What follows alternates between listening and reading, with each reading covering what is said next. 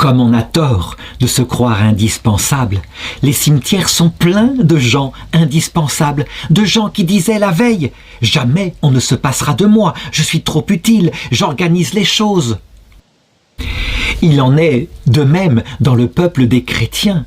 Pourtant leur Seigneur leur a dit « Sachez-le, vous êtes des serviteurs quelconques, et rien ne se ferait sans ma grâce. » Ainsi en est-il de cette belle histoire. Un jour, dans un chemin montant, sablonneux, malaisé, de tous les côtés au soleil exposé, il y avait 6 gros chevaux qui tiraient une charrette. Femmes, moines, vieillards, tous étaient descendus de la diligence et l'attelage suait, soufflait. C'est alors qu'une mouche survint. Elle vit les chevaux, elle s'approche, elle prétend les animer par son bourdonnement. Elle pique l'un, pique l'autre, et pense à tout moment qu'elle allait faire aller la machine.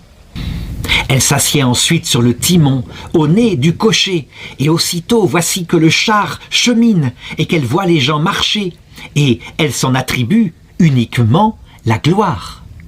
Elle en prend vanité, elle va, elle vient, elle fait l'empresser. Il semble que ce soit un sergent de bataille allant en chaque endroit faire avancer ses gens et hâter la victoire. Et on entend la mouche, en ce commun besoin, qui se plaint, qui dit « Je suis seul à agir, et c'est moi qui ai tout l'effort. »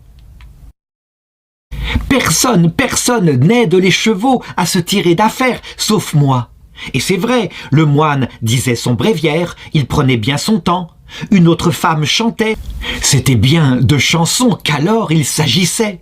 Dame Mouche s'en va chanter à leurs oreilles, elle fait 100 sottises pareilles. Après bien du travail, le coche arrive en haut. « Respirons maintenant, dit la mouche aussitôt, j'ai tant fait que nos gens sont enfin dans la plaine. » Puis elle quêta salaire et elle leur dit « Messieurs les chevaux, payez-moi de ma peine. »